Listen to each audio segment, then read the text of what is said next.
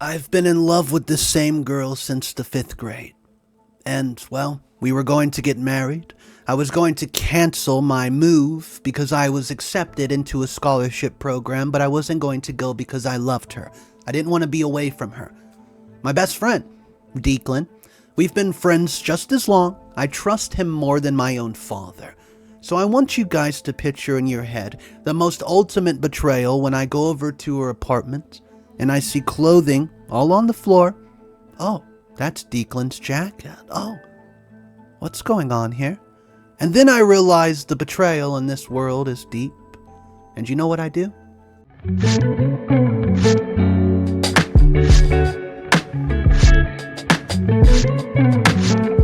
I'm 21 and male. I need outside perspective because I'm drowning in my own head about whether I handled this whole disaster correctly. This is long, but I need to get it out. I was always that quiet kid who sat in the back of class, knowing every answer but never raising my hand. While other kids were socializing at recess, I was sketching in my notebook, margins or reading. Teachers called me thoughtful, but really I just felt invisible most of the time. That invisibility let me watch everyone else close enough though, which is how I first noticed Noelle.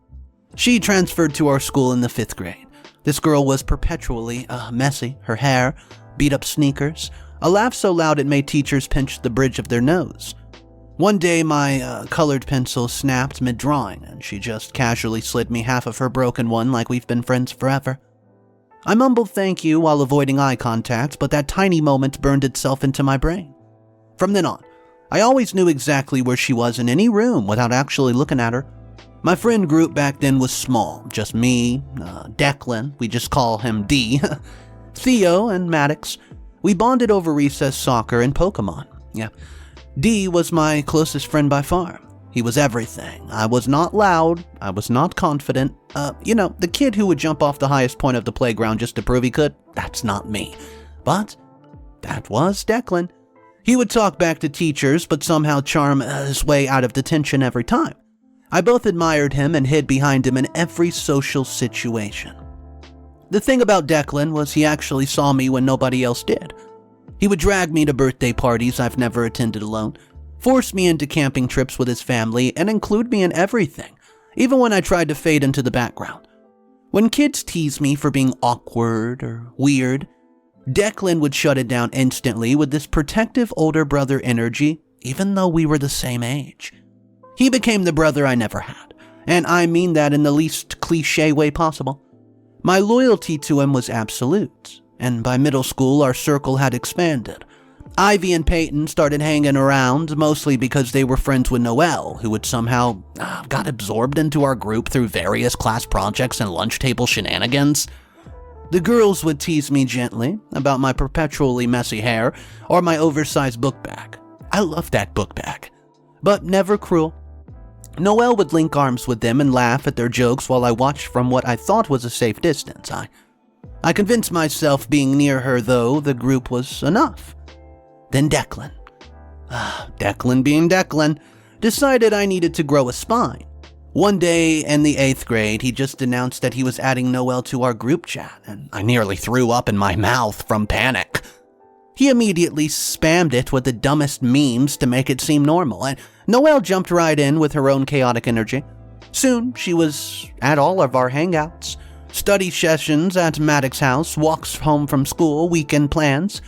I always positioned myself next to Declan, pretending to focus on homework, while secretly cataloging everything she said. She started asking me for help with math problems. I'm pretty sure she already knew how to solve just to pull me into the conversation, and my face would burn, but I would answer in the shortest sentence possible. By grade 9, Noelle and I had started having actual conversations when we would walk home, and the others had different routes. We would talk about music we liked, teachers we hated, how weird our parents were. Every time our arms accidentally brushed, I felt like I've been electrocuted. She started waiting for me at the school gate even when she could have left earlier. Declan noticed immediately and teased me relentlessly, saying things like we were basically already dating, and I was just too much of a coward to make it official. He'd always add that Noelle was like a sister to him, and he would never go there. I believed him completely. I mean, why wouldn't I? So grade 10. After weeks of D's increasingly aggressive pep talk, he finally cornered me in the cafeteria and said I had to ask her out that day or he would do it for me. The thought of him asking her for me was somehow more terrifying than doing it myself. I spent the rest of the day rehearsing what I would say. My hands were shaking so bad I could barely hold a pencil. After the final bell, I caught up to her at the school gate. My heart was hammering so loud I was sure that she could hear it. I somehow stammered out, an invitation to the cheap Mexican place she mentioned loving once. She stared at me for this endless second, then broke into the biggest smile I've ever seen on her face. She said she thought I would never ask. The relief nearly knocked me over. Our first date was at the restaurant where we shared fries, and she gently made fun of how I kept folding my napkin into smaller and smaller squares. I watched her talk with her friends, noticed how her nose scrunched when she laughed too hard, and realized I wasn't just crushing on some idea of her anymore. I was completely gone for this actual person. The bill was more than I'd expected, but I'd had paid triple. After dinner, she insisted we go ice skating because first dates needed to be cheesy. I could barely stand on skates while she literally skated circles around me, but every time I slipped, she would grab my hand and steady me.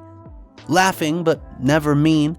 When she kissed me at the bus stop that night, soft and quick like she was testing it, if it was okay, I knew I would never forget a single second of this great day. Our relationship felt so natural after that, constant texting, late-night calls when we would talk about everything and nothing.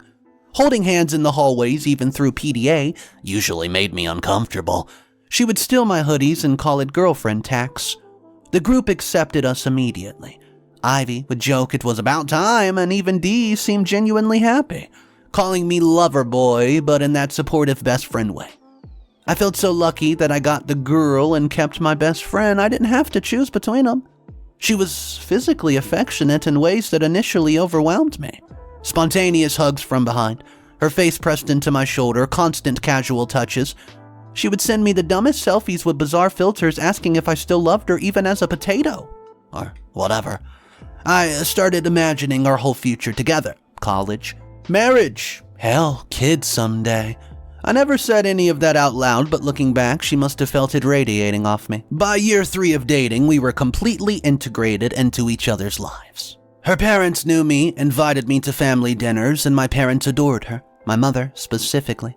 Extended relatives would ask about the sweet girl, Noelle, at every family gathering. We were that couple everyone assumed would stay together. Middle school sweethearts, even. But around this time, things started shifting in ways I didn't recognize until I would say it's too late. Noelle, she would start to pull away from me, pushing for more physical intimacy beyond what we've been doing. She would initiate heavier kiss sessions, trying to escalate, then get frustrated when I would freeze up. She would make these half-joking comments about me being too wholesome or asking if I didn't find her attractive. I wanted her desperately, but my anxiety was through the roof. It would completely shut down my body whenever things went past a certain point. I kept promising I would get there, I just need time, and she started doubting those promises. Well, then senior year hit with SATs and college applications, and I went into complete tunnel vision mode. Every evening was practice test, essay drafts, study sessions. I started canceling dates, rescheduling plans, and showing up late for, well, even distracted when I did see her. She was patient at first, sending me motivational memes and dropping off a snacky snack. But after a few months, she started making these comments about feeling like a side quest instead of the main journey. I'd laugh it off, assuming she understood how stressed out I was. During this same period, she brought up, lovemaking more directly. She would ask if I didn't want her, if something was wrong with her, why I could be intimate in every other way, but kept stopping at that line. I'd reassure her desperately, but I could see her stop believing me. Meanwhile, Dee seemed to be around more and more whenever I was busy. He would text the group saying he and Noelle were hanging out and if anyone wanted to join. Always when I'd already said I was studying. I actually felt grateful.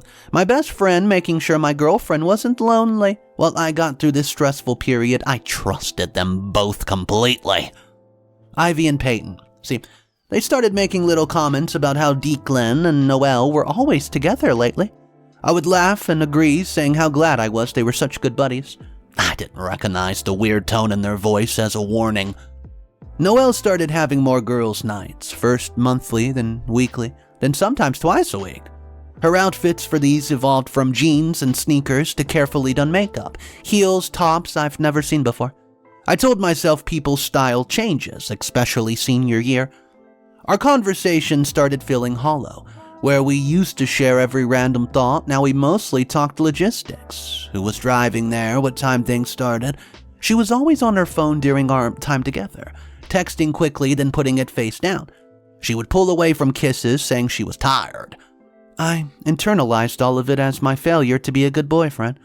I noticed patterns I immediately dismissed. Certain nights she was unreachable, similar excuses. Her location on our shared app occasionally glitching. Well, one night, it went offline completely, then came back showing her at home, texting that she just got back from Ivy's and was exhausted. This weight sat on my chest, but I told myself I was being paranoid and jealous and everything I'd sworn not to be. Then the day everything ended arrived. My SAT results came in the mail and I'd actually passed well enough for my program. The relief, it was indeed overwhelming, followed immediately by determination to fix things with Noelle. I decided to surprise her with the news and finally, push past my anxiety and give her what she's been wanting, man. I put on my best attempt at a nice outfit, grabbed the acceptance letter, and walked to her apartment building. I've done this walk hundreds of times, but that night felt electric with possibility. I was imagining her excited face, how we would celebrate, how I'd finally stop being such a coward about intimacy with my love. I didn't text ahead because I wanted it to be a surprise. The elevator. The ride felt endless to the top. When I got to her floor and approached her door, I noticed it was slightly ajar, which was completely unlike her. My brain went straight to the worst-case scenario. A break-in. She passed out, something terrible. I rushed forward and pushed inside, calling her name. The living room was empty and normal. TV off, lights on, but there was this sound coming from down the hall of a rhythmic, unmistakable sounds. Then I saw the clothing. It was a trail from the living room to her bedroom. Her hoodie, or should I say my hoodie. Those pajama shorts she always wore. A black bra I've never seen her wear. Mixed in were men's clothings, and I bent down and picked up a jacket I recognized instantly because I had bought this for someone on their 18th birthday. Declan. It was Declan's jacket, the one I'd spent too much money on because I wanted to get him something special. Her voice drifted down the hall, breathing intensely, saying things I've never heard her say to me. I could hear the bed creaking, a male voice, My legs moved without my brain's permission, carrying me towards her bedroom. I didn't even knock. I shoved that door open hard enough that it hit the wall. The image is burned into my retinas forever, Noelle and Declan. You can imagine the rest. I couldn't breathe. My brain kept trying to reinterpret what I was seeing into something else, anything else. Then Noelle screamed my name and scrambled for the sheet while Declan started stammering something. I didn't hear any actual words because this roaring filled my ears and something in me snapped. I've never been in a real fight in my life. But suddenly I was dragging Declan off the bed like a wrestling star, and my fists were connecting with his face over and over, and I felt my knuckles split, but I didn't give a damn. Noelle was screaming, begging me to stop. Declan was trying to cover his face, apologizing on repeat, and I only stopped when I saw the blood, and felt suddenly disgusted with it. Not myself, but, me too, but all of it. The entire scene. I stumbled out without saying a word. There were no words to be said at this moment. I left the apartment door wide open and somehow made it to the parking lot before collapsing against the wall. I was pretty sure I was having a heart attack. My hands were shaking and bloody, and the acceptance letter in my pocket felt like the world's cruelest joke. I don't even know how I got home. I don't remember driving. I'm sure I did, though. I felt like I was on autopilot and fell onto my bed fully clothed. My phone exploded. Calls, texts, voicemails, all from Noelle. Sobbing apologies with desperate explanations, begging me to answer, but I blocked her number. After listening to maybe 10 seconds of one voicemail. Declan's messages came next, clumsier and full of excuses about being drunk. Not meaning for it to happen, calling me bro, like that word still meant something to me. Well, yeah, I blocked him too. The next few weeks were a blur of barely eating, not sleeping, replaying the scene endlessly. Both of them tried reaching out to me through every possible channel, email, social media, even having their parents call my home. My mother would knock, saying Declan's mom was on the phone and wanted to help sort out whatever fight we had. I told her through the door that I've never, ever wanted to speak to him again, and I mean it. Sloan, which is Noelle's cousin, messaged me privately on the Book of Faces, saying Noelle was a complete mess and I should at least hear her out once. I didn't even respond. Every mutual friend had a different take. Some thought that I should get closure and others just wanted the drama to end. I realized if I stayed silent, they might eventually paint me as the bad guy who went crazy and cut them off for no reason. So, I started telling people what happened, not dramatically, just factually. I told Ivy first, then Peyton, then Theo and Maddox. I explained exactly what I'd walked in on, how long I noticed things were off but dismissed it. How they've been lying to my face by omission for who knows how long. Reactions varied, but most people were shocked and angry on my behalf. Maddox wanted to beat Declan up properly, and Ivy called Noelle a coward for not coming clean herself. Word spread. Word spread because word always spreads. That's the name of the game. Neither Noelle nor Declan denied it, but they didn't publicly admit it either. They just went quiet, like a library, avoided places they knew I would be, acted like victims of circumstance rather than people who made a choice. Some friends tried to stay neutral, which told me everything about those friendships. Living in the same city became unbearable. Every street corner held a memory. Every restaurant we've been to, every park we walked through, the skating rink from our first date, it all felt poisoned. I started researching apartments in other cities late at night. At first it was just fantasy, but slowly becoming a real plan. I told my parents I needed to leave to really move forward. They were supportive even though my mother cried. I started packing slowly, putting photos with them into a box I sealed without labeling. Ivy and Peyton offered to help me move. Theo started sending me apartment listings and, here I am. Surrounded by boxes, still getting messages from both of them through any mutual connection that they can find. They keep saying they need to explain, to apologize properly, that I owe them at least one conversation. That's really why I'm here. Wondering, am I the a-hole for completely cutting them off, telling our friend group exactly what they did, the whole truth, and planning to move away without even giving them the final closure of a conversation they keep begging for? Edit. Since people will ask, no, I don't know how long it's been going on. No, I never got tested, but I probably should. And yes, my knuckles healed fine. No, there was no signs before the ones I mentioned, or at least none I was capable of seeing. Top comments from the main post. Overwhelming, not the a-hole. Many saying betrayal from a best friend hurts worse than cheating itself. Some suggested I get a test of a disease immediately, and a few are saying closure might help me, but that I don't owe them anything. One or two is saying violence is never okay, but understanding why I snapped. Someone pointed out that them not going public with their relationship after I caught them proves they knew what they did was wrong. Anyways. Update. 3 weeks later. I did it. I went through with the move. Yeah. 2 days before leaving, I was packing the last boxes when someone knocked on the door. Through the peephole, I saw Noelle. She looked terrible. Unwashed hair, greasy, red eyes, clothes hanging off like she had lost weight, and for a moment I considered not answering, but curiosity gets the cat. And maybe a need for a final win. I opened the door partially and she asked if we could speak. Against my better judgment, I let her in. She saw the boxes and her face just crumpled. She started with this long rambling apology. She admitted to everything. The cheating, the lies, said there was no excuse, that she hated herself for it. Then came the explanation I didn't want but probably needed to hear. She said when I started pulling away for SATs and being anxious about physical stuff, she felt rejected. She felt unwanted. Like I was choosing everything else over her, like maybe I wasn't actually attracted to her. Well, she said Declan was just there at first, listening when she vented, making her laugh when she felt invisible. They started talking more when I wasn't around, and talking turned into emotional intimacy. She said she developed feelings slowly, fighting them at first, then giving up fighting. She admitted it had been going on for about 4 months.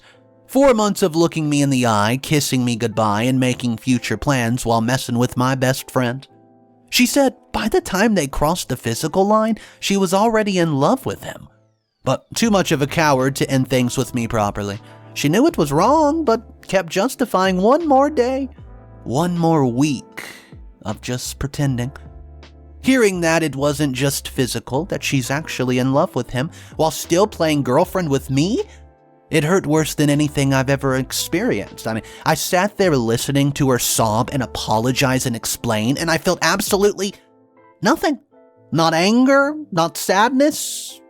I guess just emptiness. When she finished, I asked her the only question that mattered. Why didn't you just break up with me when you realized you had feelings for him? And she couldn't answer, she just cried harder. I told her calmly that if they come to me honestly, admitted feelings have developed and ended things amicably before getting physical, I would have been heartbroken, of course, but might have eventually accepted it. Maybe even stayed friends, who knows? But instead she chose to have both. You can't have a cake and eat it too. Keeping me as the stable boyfriend while exploring whatever she had with Declan. She chose to let me plan our future while building a secret relationship with her side piece, the person I trusted more than in my own father. I told her about the move, that it wasn't a threat or a manipulation. I was actually leaving in 2 days. Less than 2 days at this point. Her eyes went wide like she's never considered I would actually go through with it. She begged for another chance, said that she would do anything. That she realized I was the one she wanted. I looked at this girl I'd loved since the 5th grade, who I'd imagined my whole life with, who knew all my anxieties and insecurities, and I told her I would never, ever love her again. I said that she should go be with Declan, since that's who she chose. The words came out calmer than I expected. I was looking her dead in the eyes. She tried to grab my hand when I walked her beside the door, that familiar gesture that used to make me feel safe. I pulled away from her beautiful fingers, and she stood in the doorway crying, possibly waiting for me to break to comfort her like I always had. Instead, I just said my goodbyes and closed the door. I heard her crying in the hallway for a while before footsteps faded. Moving day came. Ivy and Theo helped load the truck, cracking jokes about my terrible furniture. We didn't talk about Noelle or Declan, and when I drove away, I didn't look back at that skyline. I don't know. The new city is smaller, quieter. I don't know anyone here. Every street is neutral, no ghosts. I'm unpacking slowly. The sealed box of photos stays in the closet for now, and I have a simple routine. Work, grocery, store, home, cook, sleep. I started sketching again. Sometimes I go whole hours without thinking about them. Those hours are becoming more frequent. Ivy sends me updates occasionally. Apparently, Noelle and Declan tried to make it work officially after I left, but it's messy. Turns out relationships that start with betrayal have trust issues. Who would have thought? I don't ask for details, and Ivy doesn't offer many anymore. I'm not dating, not even close to ready, but I did make small talk with someone at a coffee shop yesterday without my chest tightening. Yeah, I guess that's progress. People keep asking if I regret not getting closure. But I did get closure. My closure was closing the door. My closure was driving away and not looking back at that skyline of my beautiful city. My closure was choosing myself for the first time since 5th grade when a girl handed me a half-broken colored pencil. The trust they broke won't come back. I'll never be that naive kid again who believes some bonds can't break. But maybe that's not entirely bad. I'm learning to be okay alone, to exist without someone else's validation or protection. It's lonely, but it's honest. So no, I don't really need an answer. I know I'm not the a-hole. They made their choice and I made mine. The only difference is I'm living with my choice openly while they're apparently discovering that actions have consequences. So thank you. Thank you for reading this novel. Writing it out helped more than I expected. Final edits. To anyone going through something similar, I promise it does get easier. It doesn't get better. It doesn't get fixed. It just gets easier. One day you'll realize you haven't thought about them since yesterday, then since last week, and you know what? That's enough for me now. Guys, that was an intense story. I want to read 2 comments about this, and you know what? It doesn't matter how many cheating stories we go over. It doesn't matter what we read. The betrayal cuts deep every single time. The first comment says, look, I get that you were hurt, but you handled this like a walking red flag, not a victim. You didn't just cut them off, you went full scorched earth and made sure the entire friend group knew every detail. That's not justice. That was revenge dressed up as honesty. Yes, what they did was awful, but violence and public humiliation don't magically make you morally pure. You could have confronted them calmly, gotten the truth even, and moved on with dignity. Instead, you turned their betrayal into a spectacle and walked away pretending you're above it all. And moving cities without even one actual conversation, that's not healing, that's avoidance. Closure is not for them, it's for you. And you clearly still needed it if you wrote a novel-length post about it for the world to see. Blocking everyone and then spilling the story everywhere is not strength, it's defensiveness. We get it, they messed up, absolutely. But you acted like the only person who was allowed to have emotions was you. At some point, self-reflection has to kick in. You're not the villain, but you're not the hero you're painting yourself as either. Guys, that was the first comment, and you know what? I don't agree with that comment at all. I think these people deserve to get exposed in the group chat, but let me know what you think. Comment number 2. You are absolutely not the a-hole, and anyone saying otherwise is ignoring the severity of the betrayal. These 2 did not just cheat. They orchestrated a 4-month emotional affair right under your nose while pretending to care about you. Declan was supposed to be your best friend, your brother even, and he stabbed you in the back deeper than any stranger ever could. Noelle used your insecurities as a pathway to justify her cheating, and it's disgusting. You don't owe cheaters closure when they destroyed the relationship in secrecy. You don't owe a liar a conversation when they built an entire side romance behind your back. And you definitely don't owe either of them a polite handshake before leaving your city, which you said you didn't even really want to leave, but you had to. So, they poisoned that city for you. Telling the friend group the truth was not revenge, it was reclaiming the narrative before they twisted it. The fact neither of them went public with their so-called love after you left says everything. You survived something that breaks a lot of people, and you had every right to cut them out completely. Anyone calling you dramatic has never clearly experienced betrayal on this level. Guys, which comment do you agree with most? Let's talk about it down below. I hope you guys enjoyed today's story, and if you want more daily videos, all you have to do is subscribe and check out my second channel, Mr. Reddito's Revenge.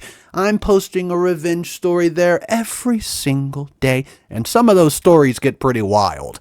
Check it out down below. I'll see you guys tomorrow, and of course remember one thing, it's cool to be kind. Peace.